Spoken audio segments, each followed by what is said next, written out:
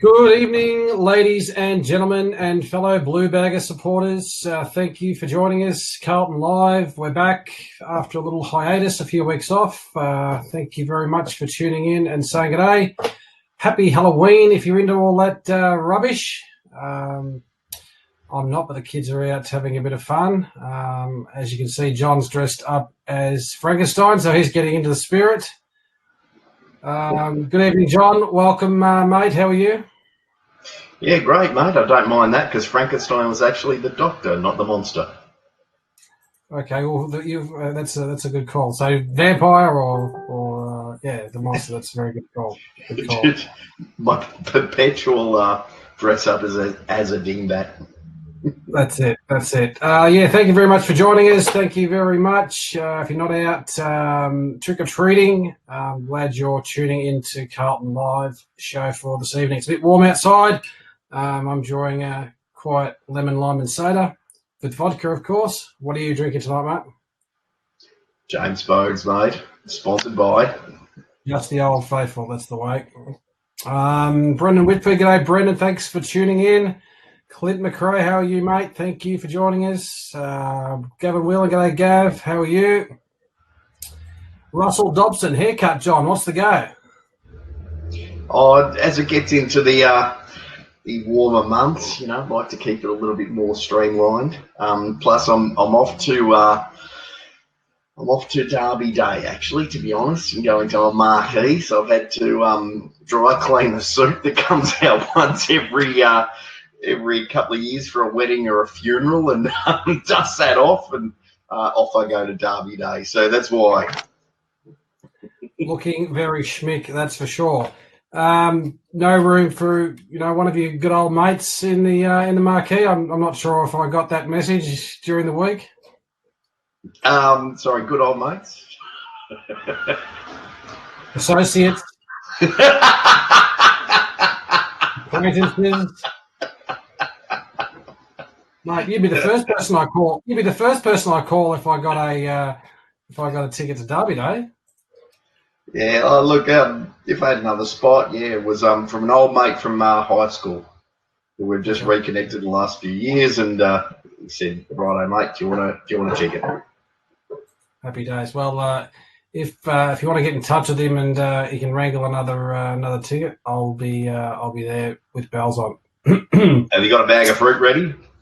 Yeah, mate, it's all ready to go. I'm just waiting for the call. All right, look, I'll text him. I haven't been out for about how old's my oldest daughter? 5. I've never been out for 5 years, so I'm due to break out.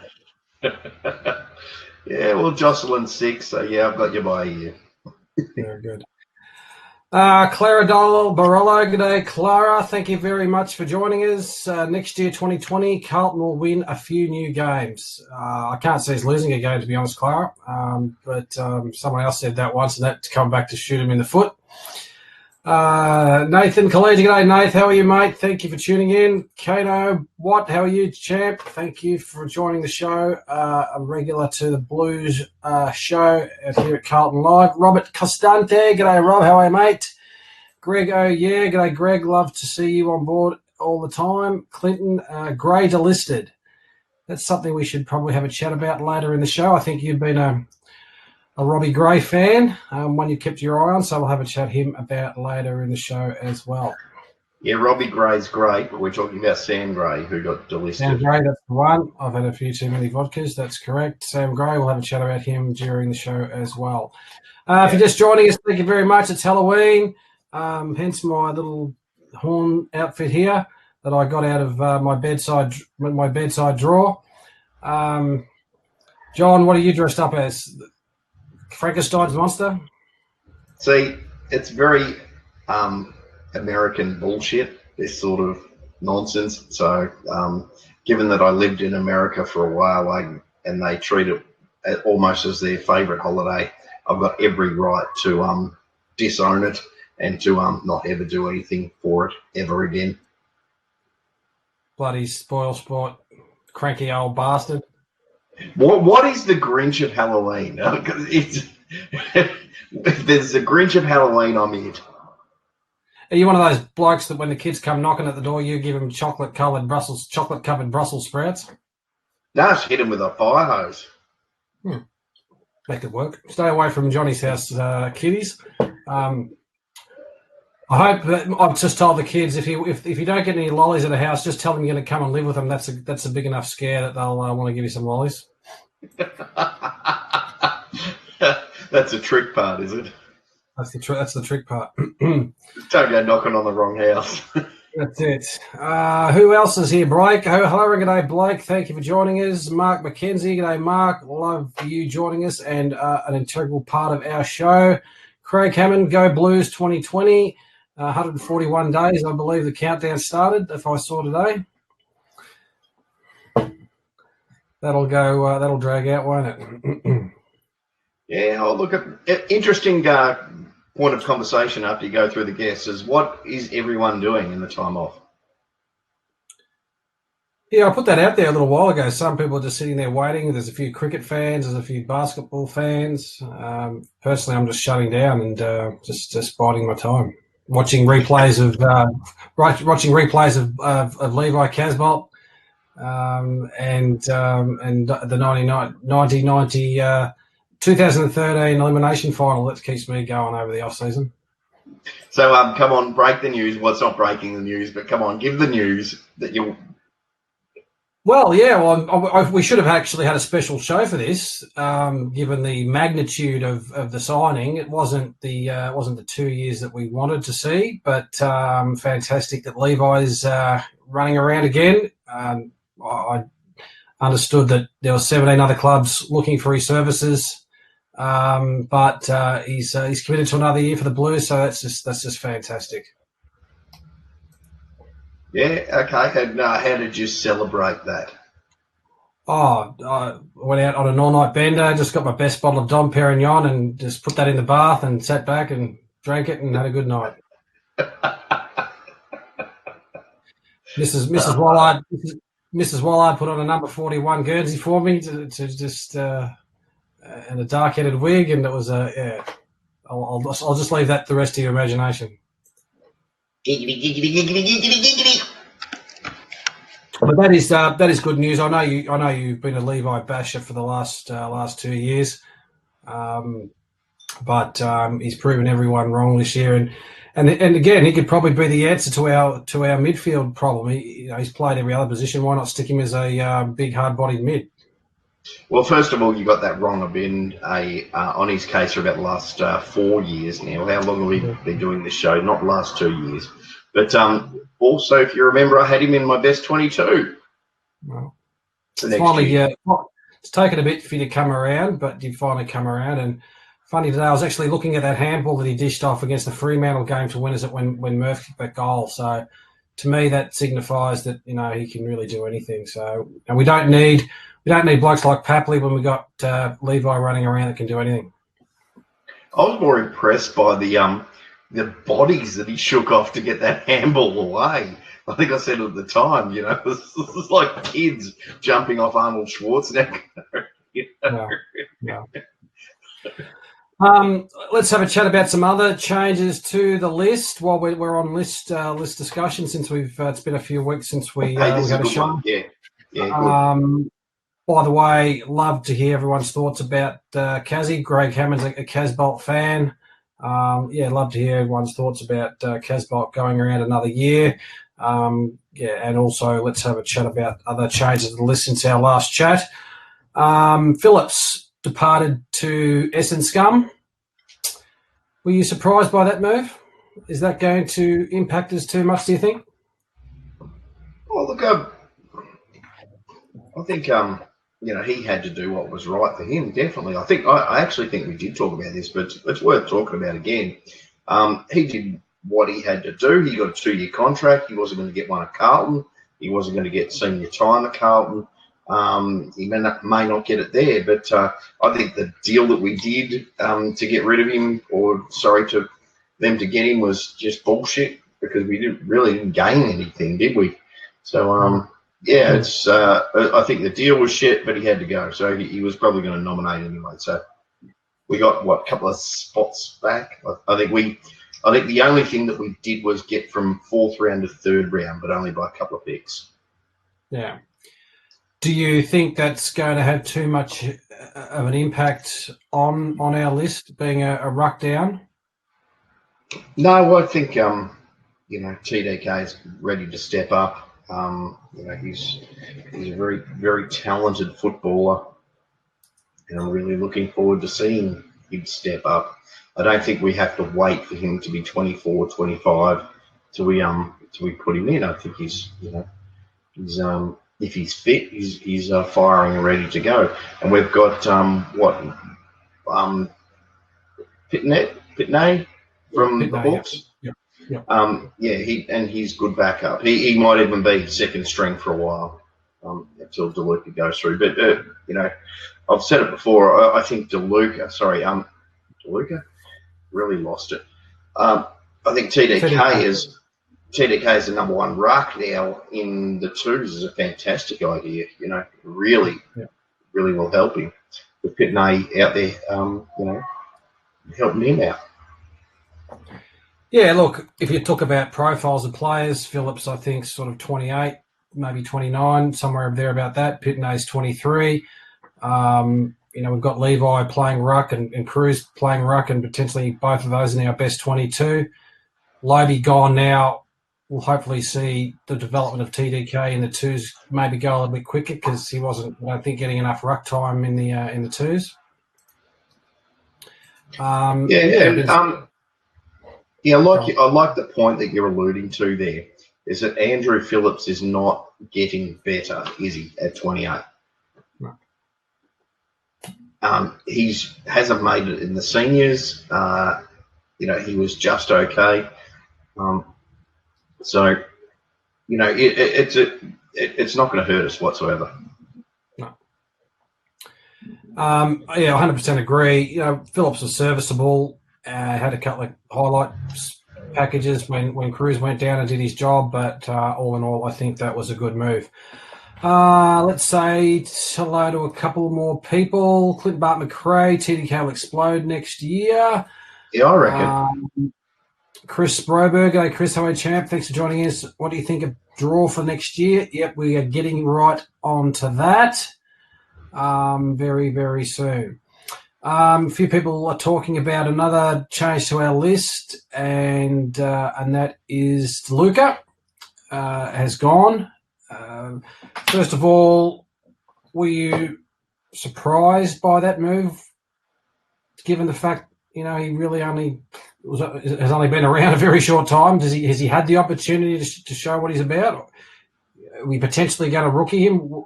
I know there's a lot of questions in amongst that, but first of all, were you surprised? Well, first of all, why would you re-rookie a rookie? Well, that makes absolutely no sense. Look, I am very surprised by the decision to get rid of him. I'm very surprised that things can change so considerably within 3 months, that he's the number one, available player in the mid-season. He played 5 games, and then all of a sudden he's not good enough for AFL on a rookie contract. I really don't get it. Saying that, I wish the bloke well. I hope he finds it to another club eventually. I don't wish him any ill will. I never have. It's never been my thing. But I've always questioned the pick that we took with him, because that sort of player is, we've got in spades type of thing, What we needed was a small forward. If we had taken a small forward, he might have got another Guernsey next year. But I think Carlton has actually squashed DeLuca's career, because we've taken him, we've spat him out, and who's going to pick him up now? I want to know why we spat him out. What was that?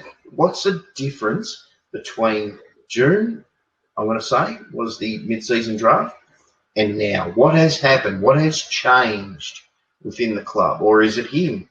What is the difference?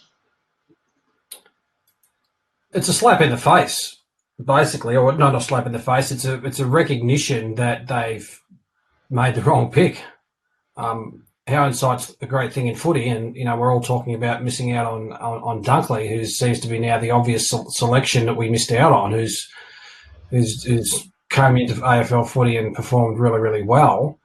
But like you said, to me, it's really gobsmacking that we've invested in this guy at our number one pick, kept him around for a short amount of time, played him, and that you wouldn't be giving him any other opportunity to show what he's got. And you've invested so much. What's another year contract gonna do?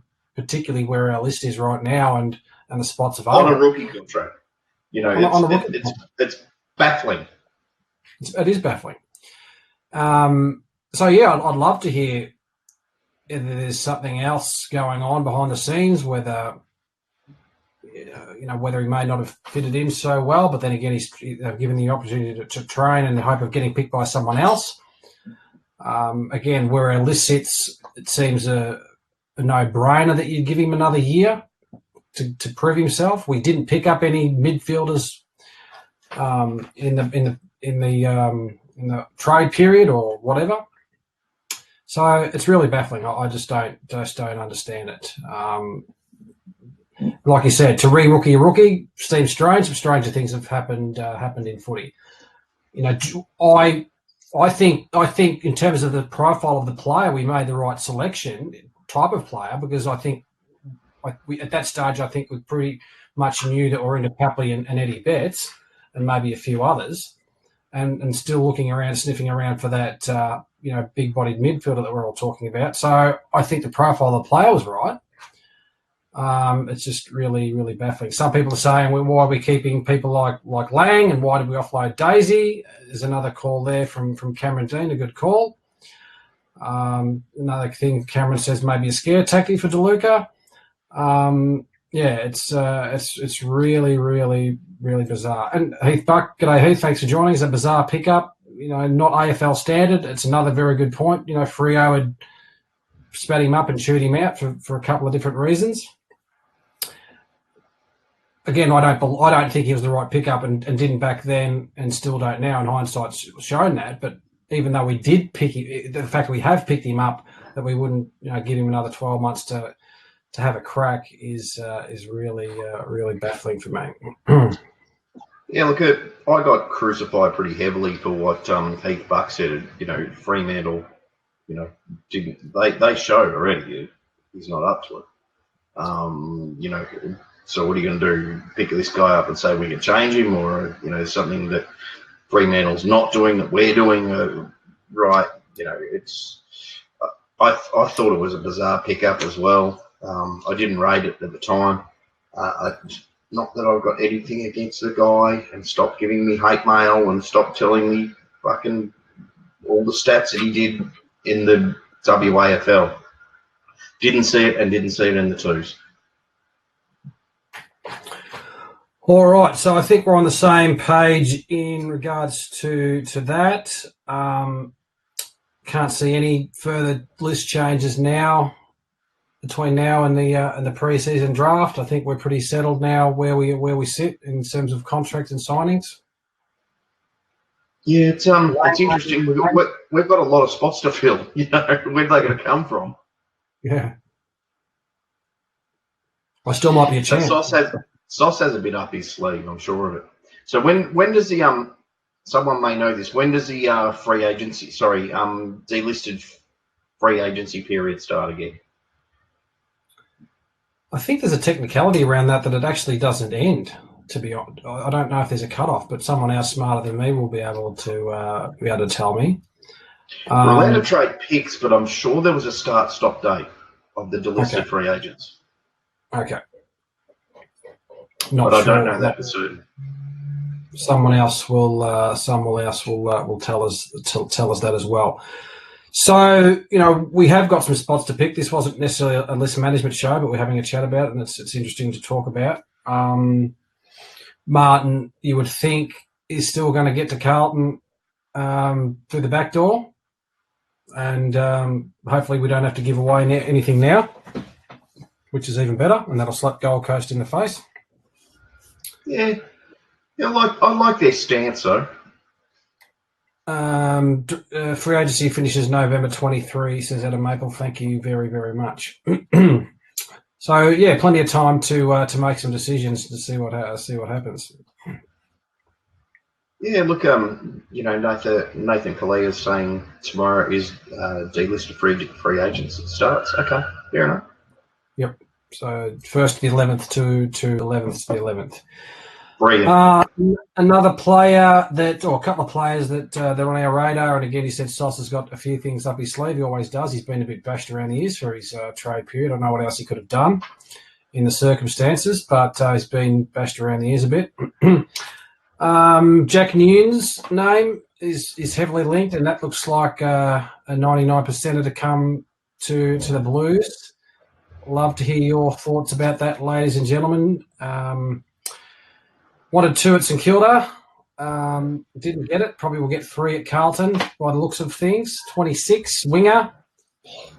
I think he's got the record at the moment for the most number of games in a row.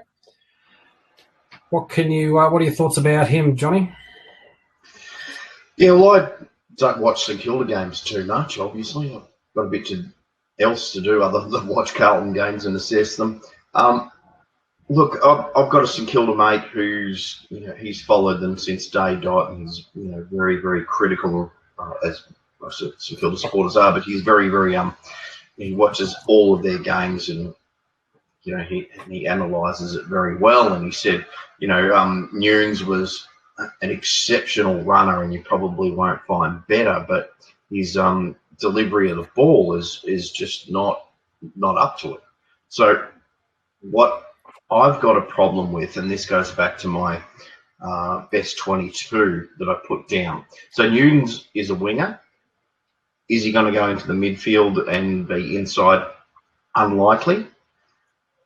So on my wings at the moment, I've got Sam Walsh and I've got Will Setterfield. Is he going to? And I've got O'Brien, not even on my bench. He's out in the twos. So what is that going to do to the team? I just can't see it. I can't see the balance.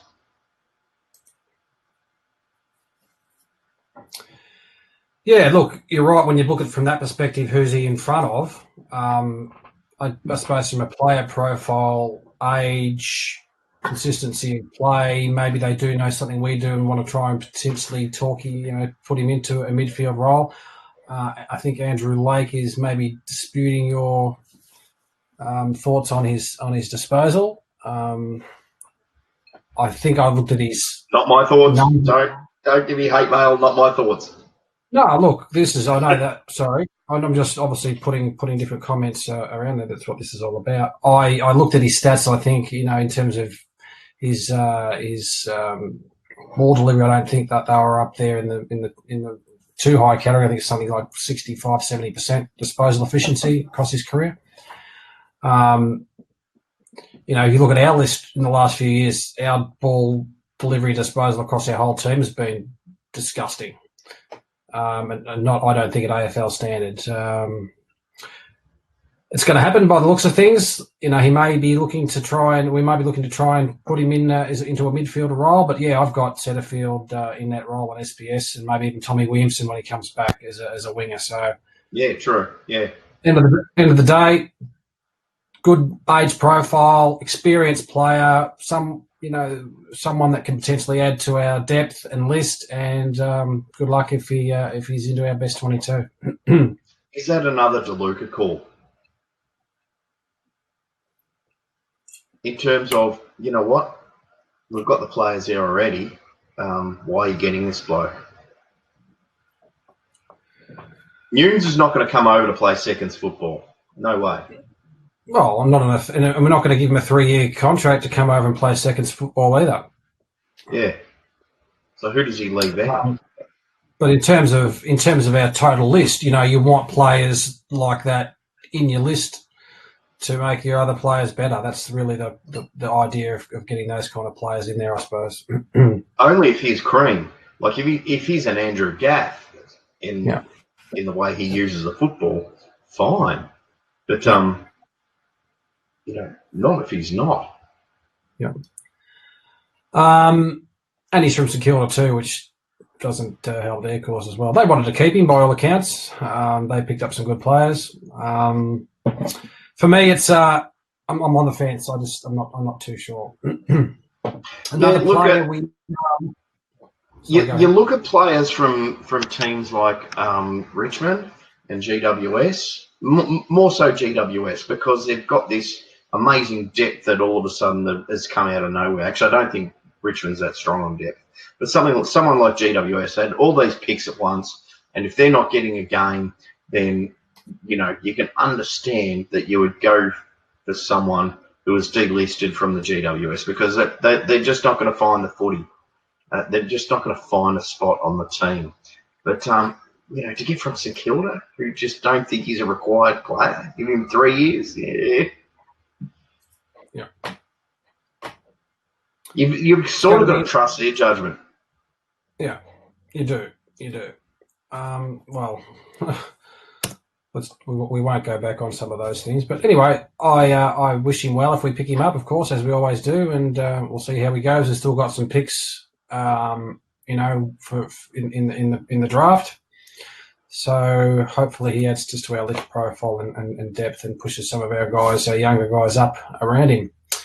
Another guy, I think just today or yesterday, Sam Gray. I got his name wrong before. Sam Gray's been delisted by Port. You've had him on your radar.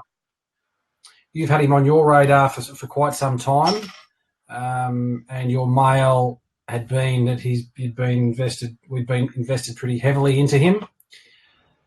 Now the Papley deal has gone sour. Is someone, or should we be chasing him hard? Oh, Sauce will be, definitely. Sauce, the mail that I got, that Sauce didn't want Eddie because he thought the Papley deal was done, and he wanted Sam Gray as the other small forward. So, yeah, there you go. He'll be into him hard. Yeah, and I think he's not a Papley, but I think he's 28, still got plenty of footy into him. I like what he's done in his career so far, and in terms of what we need again to fill that void and add some pressure to that part of our game. I think he's one we have to get now, especially now the Papley deal's gone south. So for me, he's a go. Yeah. Nathan Collegia has said, how many spots do we need to fill? I put that up the other day. I think we had 37 on the list. Yeah, maybe 38 on the list. I think there's another 6 spots to fill. Okay. And we've got 5 draft picks, if I'm not mistaken. So that potentially means Nunes and Gray maybe, and then we may pass on a few. Unless we and Martin. And Martin, yeah. So yeah, it's not a deep draft, so we won't be taking those last picks, I wouldn't think, and they're well up there. That's it. Well, ladies and gentlemen, you are in for a real treat tonight. We have a special guest waiting in our green room, a very handsome young man. Who's recently become tracking with a young lady. We've had him on this show before and had been the butt of our mini jokes. First time caller, long time listener. Where is he? Many of you will know him as the smartest man in AFL and certainly the smartest man on this show. Andrew Lake, thank you for joining us. Thanks for coming on. Evening, fellas. How are we going? Very well. This is your first time on live, isn't it? Yeah, first time. Took the plunge. Good work. Well done, mate. Thank you very much for joining us. Russell, people will know that Andrew Lake is a valued contributor to our show and also to the page Blue Horizons. Certainly knows his footy and certainly knows his beloved Blue Baggers. And we've got for people that don't know, John and I have got an actual earpiece in, and it's a direct link to Andrew. So when we get anything wrong or we need to know how many kicks John Dorotich got in round 2 of 1993, Andrew can tell us. I'm going to say he's not playing then. Andrew, thanks for joining us. Give us a quick introduction into yourself as a footy man and a blue bagger, and for our audience as well. Yeah, first thing, mate, sit down and bring the camera down a bit. No problem. I'm just cooking tea, so just bear with me.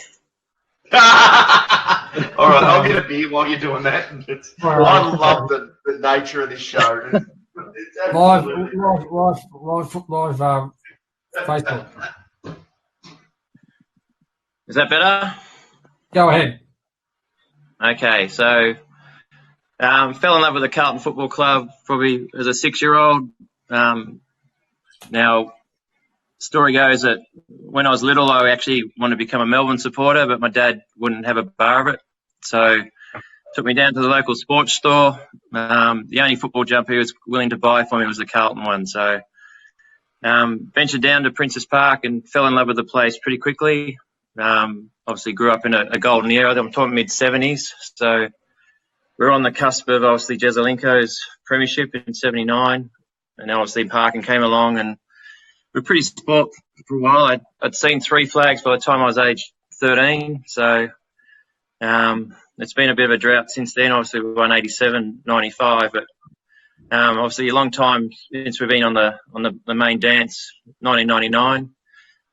Been a member for 34 years.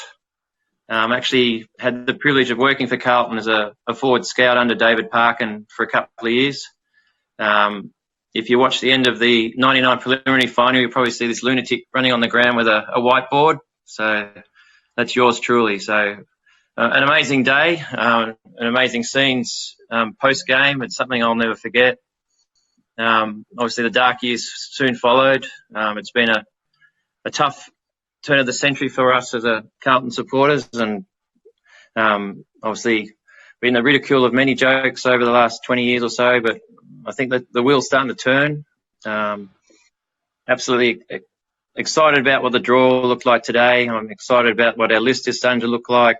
It's starting to really feel like the Carlton that I grew up with is on the cusp of returning. So looking forward to the future.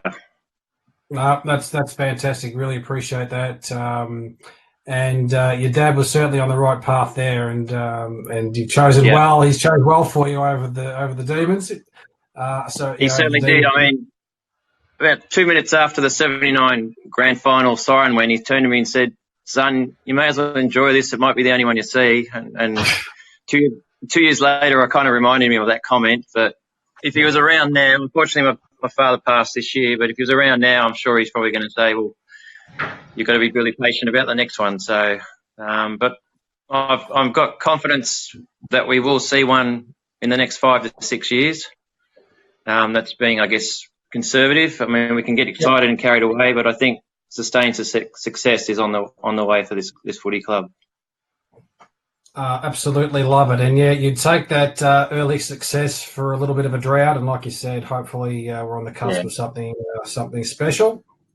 So Andrew, quick question for you, and I could talk to you all night, and because your knowledge of the Carlton Football Club and what you've seen and everything and all the trends and so forth, would you see next year or possibly 2021 as our 2008? It's probably a fair comparison. I mean, obviously 2008 was the renaissance of Chris Judd coming to the footy club, and he obviously raised the bar in terms of more talking about the Hawks, who just pinched one when they shouldn't have. Oh, you're talking about the Hawks, okay. Yeah. No, I think we still have to obviously get to the difference between us and them is Hawthorn made the finals 2007. They won a final. They looked like they could have even won the first semi, but they just fell short in that one as well. But I guess they had a taste of it. I think we need to have a taste of September before we can actually dip our toe deeper into September. It's been I agree. We haven't seen a preliminary final at our footy club since 2000. So it's a long way up from where we are. Yet we all got caught up in the excitement of winning 6 in the last 11. We still fell short against some of the finalists of the this current season. So we still are probably. I still think we're 25 to 50 games away from reaching those sort of heights. Yeah. Andrew, you might have way too much sense and adding too much knowledge to this ramble bunch of sods like Johnny and I. Where does your photographic memory come from? Is it just a natural gift? I guess when you're passionate about something and you invest time in it, some things stick, I guess. And I guess right from an early age, I was fascinated with the statistical side of football and obviously the capturing everything about Carlton. I just want to know as much as I could, and I guess started to keep diaries on game. I've kept every footy record I've ever of every game, so my cupboard's bursting with Carlton memorabilia. So I guess it's just been a long life passion. As I said, it'll be 45 years next year since I first ventured out to Princes Park. So, and I was fortunate enough to obviously see some of the greatest players to pull our jumper on, even ones that were getting towards the end of their career and even the ones who were just about to start. I mean, I saw the renaissance of the Mosquito Fleet, and for the younger viewers, I don't think they appreciate how good that side was. So that's a brilliant segue into what I want to talk about with the current fixture. Yeah. You know, and there's all this talk about Friday night games and all that sort of crap. I just wonder now, and I'm only talking from a Carlton perspective here, as I wonder now how good that is for the club that we don't have the Friday night games because of the history that you've been talking about, and because we've lost that sort of period of, you know, you think of a millennial as only ever known Carlton as shit, you know. So they've switched off from Carlton. If they've followed their parents, you know, or their grandparents, they've really only got probably a very small amount of invested interest in the club. So for me, the next wave of passion and the next wave of I'll go back a step, and I think if we went into the membership statistics of every Melbourne club, I think Carlton would be one of those clubs that skews very, very old because of what you said, is that age group that remembers of how grouse that we were back then, and just keeps renewing, hoping for that resurgence, where in the interim it's lost that younger sort of audience. And I would almost count that millennial generation as, okay, if you're part of it, grouse, but I wouldn't rely on you to take this club to the next step, because you've seen our club at its worst, and you probably don't have the passion that you do. If you do, God bless you, because you will. You'll start a revolution, but you probably don't have that passion. So I'm looking to my kids who are under 10 now. My youngest is at the same age that I was in 1981.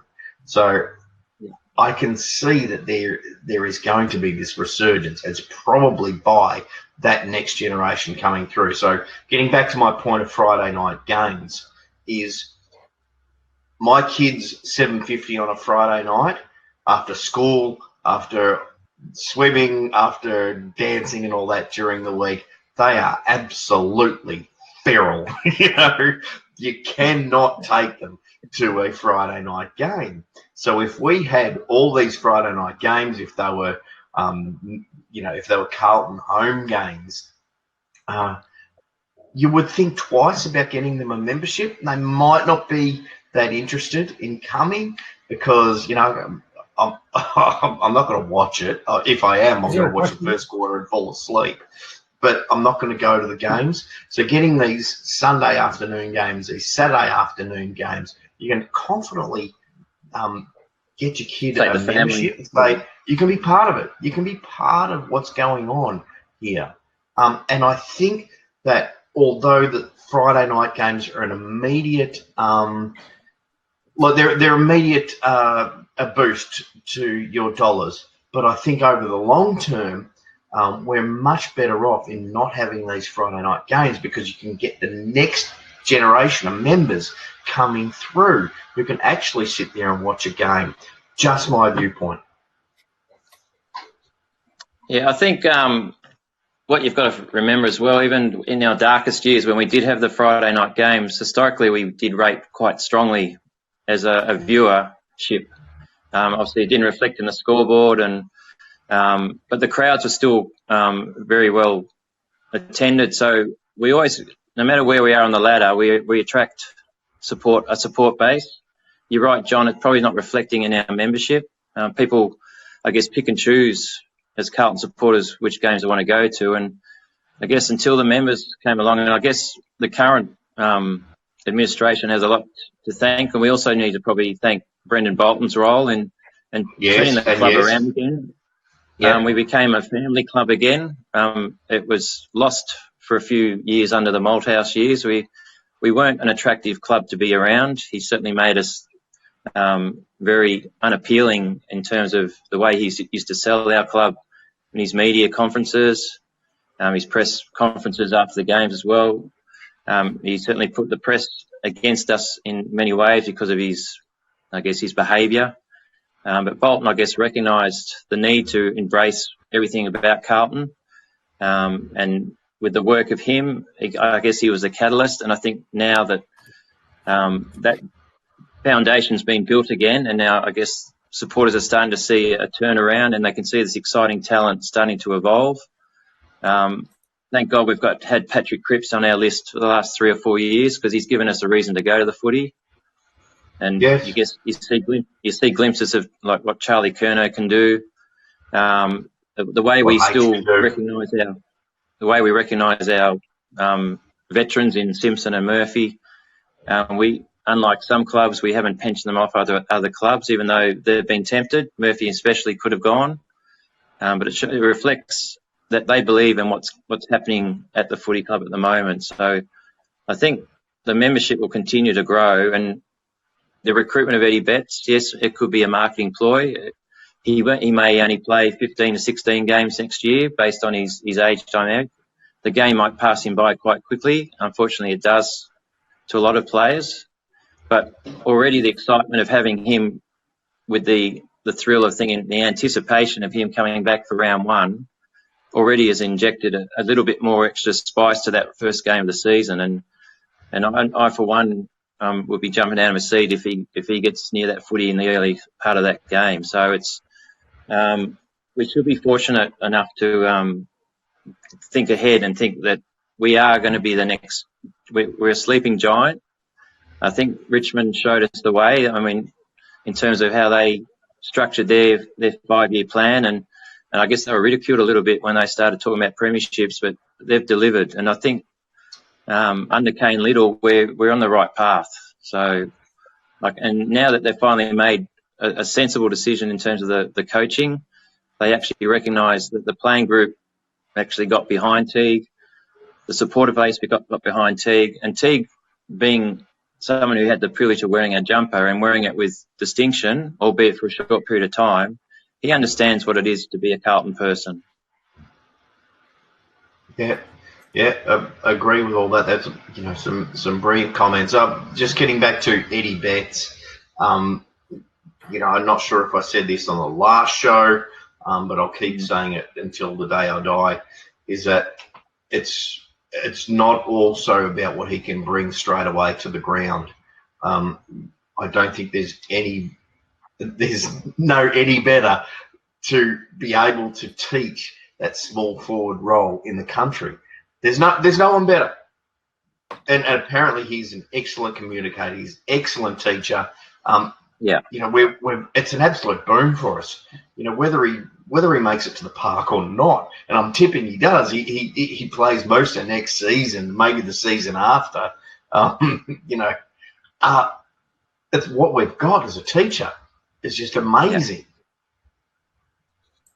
Yeah. I guess we can hope that he. Yeah. Very, very eloquently put, guys. Love the conversation. Love what you're bringing to the show, Andrew. As always, fantastic. Love hearing from you and your footy journey and what you've got to say about footy. I'll chime in about the draw again, and in terms of where it is and what it means, and John, great stuff about what it means to families and being able to go to the footy and things like that. From a footy perspective, the draw's the draw.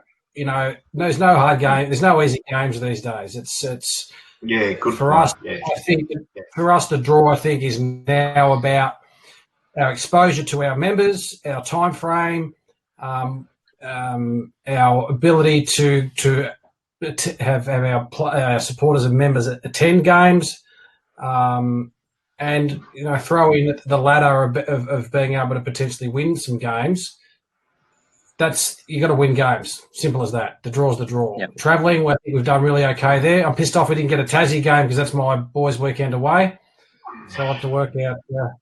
I'll have to work out something else around that. But Adelaide, you got 2 chances. No hope in hell. I've done 2 footy trips to Adelaide, and I've probably got some kids over there, so big chance I don't want to go to Adelaide again.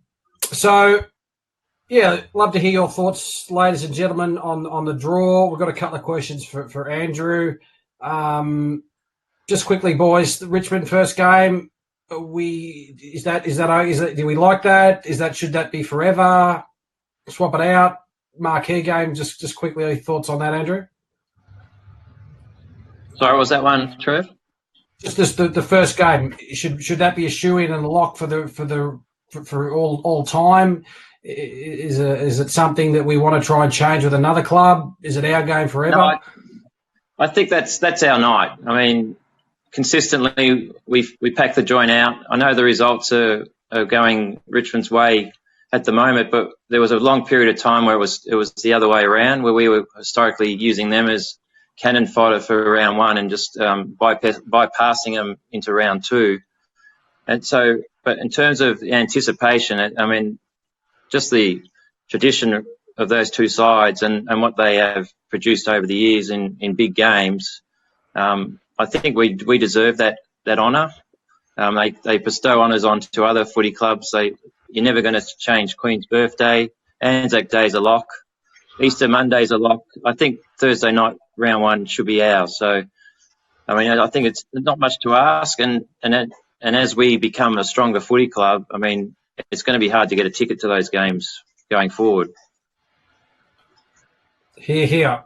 Johnny? I agree. That time slot and that place is going to be as important going forward if, Carlton and Richmond become, so wonderfully powerful as they're going to be. And, you're right, it's going to be impossible to get a ticket at the MCG, which is like Anzac Day.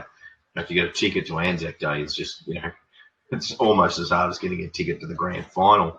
The only reason that I went one time is because I got a ticket into a corporate box because I've spent, company spent a lot of money with another company. But and that's what we need to see. What really pisses me off in terms of these, allocated spaces is grand final. Good Friday Eve, in terms of Carlton and North Melbourne from the 80s, push that, was never given. And when it was given to the shit clubs, basically, not the 2 clubs who actually pushed it for a long, long time. So it really, really grinds my gears that it's not a North Melbourne Carlton thing. Just on the Carlton Richmond thing, I don't know any other footy supporter of an opposition team that thinks that there should be any other game than Richmond Carlton. It's been great Richmond success over the last few years compared to the up and coming Carlton side, and that's going to be probably the biggest up and coming situation that we're in for 2020. So yeah, for me, 100% lock. It's got to be the permanent fixture, like you said, Anzac Day and Queen's birthday moving forward. A question for you, Heath. Andrew. I'd like to hear your thoughts on it. Heath Bucks asked you. He wants to know where you sat at Princess Park and some of your fondest memories of the ground. Nice. Well, Great question. Yeah. Well, the first probably 10 years, Dad and I used to just sit out or stand out on the wing on the Heatley stand side, and we got there probably 11 o'clock in the morning, and we watched the reserves, and we went right through the whole day. And obviously the fondest memories, I mean, the Jesselinko got cleaned up by Magro right in front of us. I mean, and you could hear a pin drop when he hit the ground, and just the shock of the great man actually being carried off. But what happened after that was just phenomenal. I mean, it was one of those, as we called it the premiership third quarter. I mean, we were about 6 goals behind, and 6 goals behind in 1979 is a lot different to 6 goals behind in 2019. It was just electrifying. I mean, we had a 19-year-old Wayne Harms just exploding out of the centre, and Percy Jones is just, his celebrations. If you ever got to see him play live, I mean, he was towards the back end of his career, obviously when I started to follow the Blues, but just the passion that man had for the football jumper and the people around him. Those sort of days were just gold. I mean, there was I was there the day Blight kicked the torpedo. I was a 7-year-old, and I cried all the way home, fully understanding the devastation of what had followed. I mean, the Neil Danaher day when he kicked those 3 goals in time on to beat us after we were celebrating at the 20-minute mark, after Jimmy Buckley had roosted a torpedo from basically the centre of the ground to put us 26 points up, and then obviously the controversy with Fitzpatrick getting the time wasting, and Peter Bazzafto's mark of the year. I mean, that was obviously a brilliant thing. The day Anthony Koutafidis basically took 20 marks against West Coast in 96, it was just, and the crowd was just, it was just Kouta chants going everywhere. I was there the day the wolf cry started when Val Perovic was at his prime with Carlton. I mean, I saw a lot of great footballers. I mean, even if you can even count the day Chris Judd made his debut in a Carlton jumper.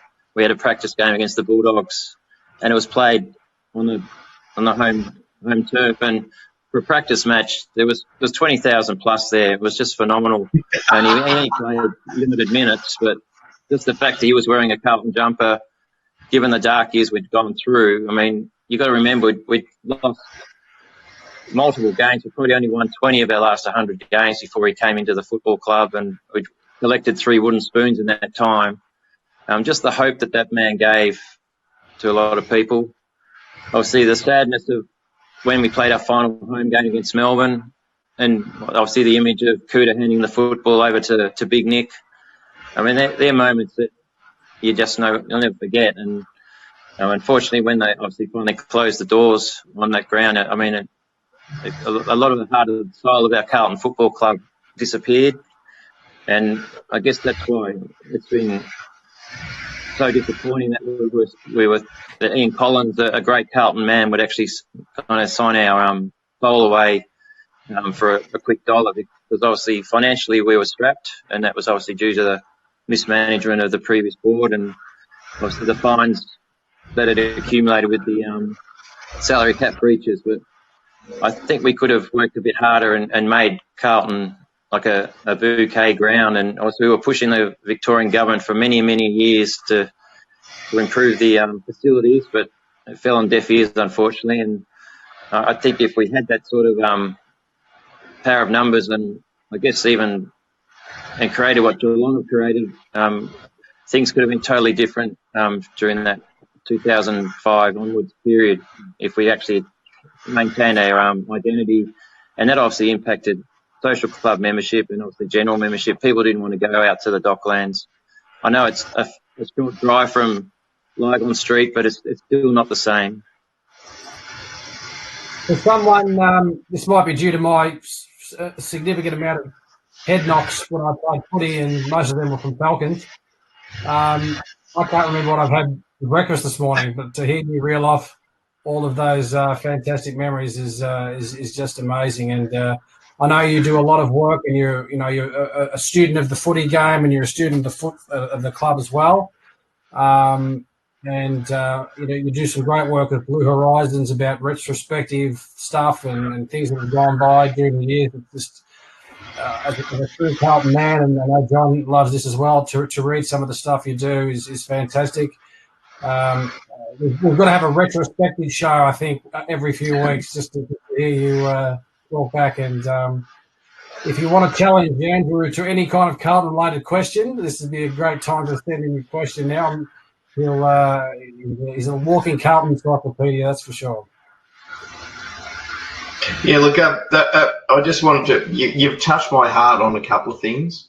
When you mentioned Kuda and the 20 marks that he took against West Coast, that was, just stats-wise, it was to me what he always was. Is that when a game was there to be taken, he all of a sudden. And I used to talk to my mate next door and say, Kuda's had enough. He's had enough of losing at time. All of a sudden, he turns the game. And that 20 marks was one of those moments where he just – and the 1999 preliminary final is another one that's really embedded in my brain, where he's gone down back and all of a sudden the game has changed, where Essendon looked like it was all over. And John and Andrew as well. And so I was definitely there for both of those two. And I used to sit in the gardener stand out in the spiky timber. I reckon I've still got splinters in my bum because of it. But loved every minute of it and loved going to the social club afterwards. But and this is really personal for me, is my favourite player was, because of, what I'd seen, was Kuda. I still think he's probably the best player that I've seen of any club, of his ability to change a game. He just got struck down by injury, and, he could have been probably the greatest of all time in what he could do. My dad's idol of all time was John Nichols, and when that handover happened in that very last game, in 2005. It was actually the very last game my dad went to before he went down with cancer, and we took that one together. He was able to go to it. He was yellow as fuck. He was like a Simpsons character, and we watched that together. And that moment that handover happened is, I'll never forget that in my life. Yeah, absolutely. It was a bittersweet day, really. I mean, the way and kudos to even the Carlton Football Club, they allow us to obviously have an insight to Dennis Pagan's pre-game speech, and he embraced the day as best he could.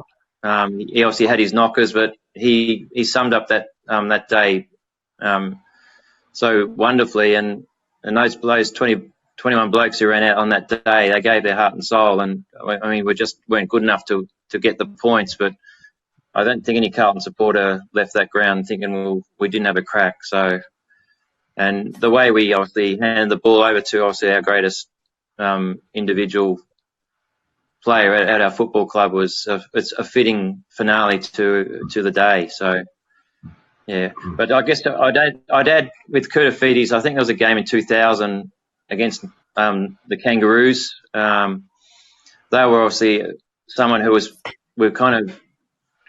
they beat us quite easily, consistently in the late 90s. And on this particular day, Kuda just turned it on and kicked 5 and had 36 disposal. And even they threw the great man Wayne Carey on him towards the end of the game, and even he couldn't stop him. His phone's gone flat.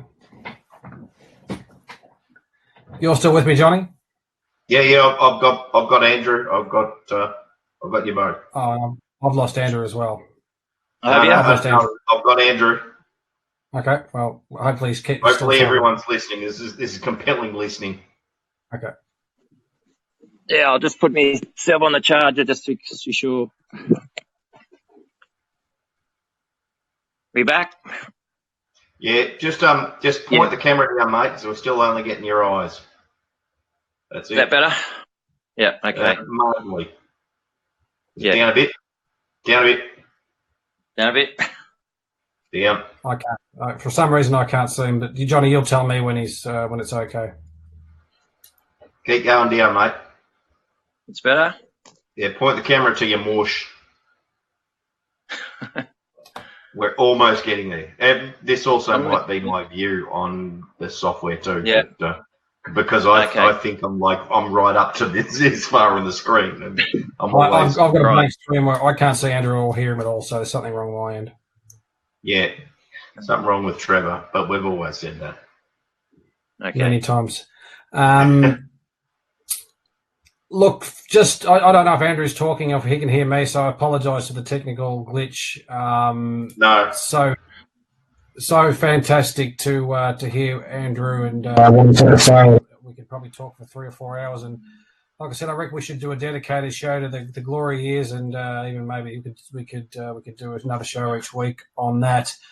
I actually this week wanted to do now that if you're not aware, Andrew's been writing some fantastic stuff on Blue Horizons about the Britain years.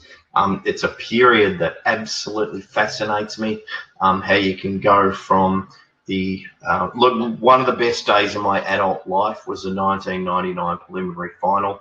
How you could go from that to what happened in 2002, and it's back then it seemed forever, but it's a very, very short period of time. So in future episodes, I really want to talk about that. For sure. So let's do that, John and Andrew. Let's organise a special 17-hour show based on those kind of glory years. And yeah, good point, John, in terms of where those things happen and where we went wrong, and Andrew will be able to pinpoint every minute moment and second, no doubt, of that. Well, you could almost put it into years, so we could do That's a good idea. Yeah. Because back in those days in 1999, obviously I was pretty young, and so 1999, through those sort of years, I was out with a mate. We'd start drinking at maybe before 2 o'clock. We'd go to the social club after. We'd end up somewhere in Carlton or Richmond or Hawthorn to actually, celebrate the win or commiserate the loss. I wasn't really the student of the game that I was back then. I wasn't the student of the game back then as I am now. So it's interesting to talk to people who were students of the game back then, because I was completely lost, Alcohol will do that to you. Yeah.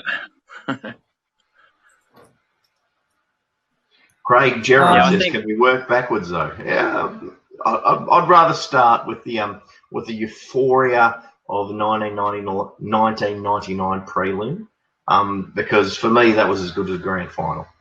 We turned up the grand final. I reckon all of the Carlton supporters and probably most of the Carlton players were still pissed.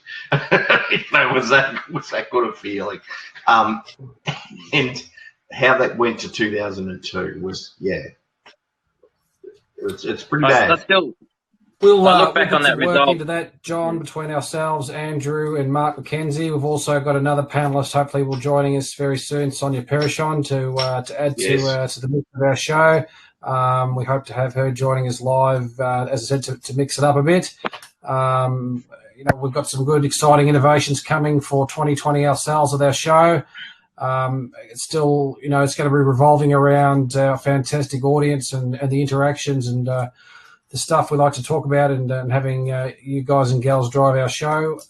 As you can see, we're quite raw and passionate individuals, and we love talking our footy, and we love having the fact that you join us when we can have some time to jump on board and talk Carlton as well. Tonight's show's gone. Go on, mate. Really enjoyed listening to Andrew. Really going to enjoy Sonia coming on, because she's got a powerful way of telling a story, and she's cheeky as all hell. So we're going to have a bit of fun there, I think. No, that's going to be fantastic. Like I said, if you've got any ideas for the show, what you'd like to see, what you'd like us to do, what you'd like to talk about, feel free to drop us a message from our on our Facebook page or let us know at any time. You can call John on 1300 0005. No, you can't call John direct. But yes, drop us a message. We'd love to hear from you. It's your guys' show as much as ours. I apologise, Andrew, if you can still hear me. I've got some technical issues. I can't hear you. But again, thank you very much for joining us. I'd love to have Andrew, can you hear? Yeah, I can. I can hear every word Trev is saying. So appreciate the Andrew, the can you hear sentiment. me? Yeah. So Andrew's saying appreciate the sentiment that you're giving for Andrew, and he's actually saying, bugger off. It's 8:36. I hope he hasn't burnt dinner. I know he's got a new lovely. Maybe he's cooking her a special Halloween dinner. If he burns it, he can just blame Halloween, say bad luck, eat it, and shut up. Trick or treat. And I apologise to all the single ladies out there that we had lined up for Andrew, that he's now off the market. We'll have to do it. We'll see what else we can do as a special segment. So we'll wrap it up there. We didn't get to talk about a few things we would have liked to talk about in terms of the draw, but we got sidetracked. But that's what makes our show. It's just all about whatever we decide to talk about on the time. John and I don't do any rehearsals. We don't see each other that often, but it just happens when we talk and get online. It just seems to flow, which is great. And you guys, and we don't sit here and read the AFL news channel. We don't sit here and read Big Footy. We actually give opinions that are all biased towards Carlton, that's the basis Correct. of the show. It always will be. Yeah. So, all right, let's wrap it up. We'll be online again very, very soon. As I said, give us some ideas about what you'd like to see from us in 2020. It's only around the corner very quickly. Thank you very much for everyone that's joined the show. Andrew, you can hear me, but I can't hear you. So, again, thank you very much. Get back to dinner. Johnny, as always, looking very smart, saying lots of sensible things and being the mainstay of the program. And don't forget me when it comes to Derby Day, just in case there's another spare ticket to that marquee. Yeah, look, I'll ask a question because it was for me and a mate. So, sorry, for one of my high school mates who couldn't go. So, I'll put the question in. That's all right. No pressure, mate. No pressure. That's all right. Yeah. We need to catch up anyway about a couple of other things, so we'll maybe do that. Maybe that can maybe you can woo me by taking me out to the races as your next client. Yeah, how about you just woo me with your ideas? We can do that too. I've got a few kids lined up at my door looking for some candy and some lollies, so they're waiting patiently at the back. So I better get to them. Thank you for joining us on Halloween. This has been a nice evening. Get out there and get some take advantage of the nice warm weather. And we will see you very, very soon. Good night to you, Andrew. Good night to you, John. And good night to you, everyone out there at Carlton Live Land. Yeah, stop celebrating Halloween. It's US crap.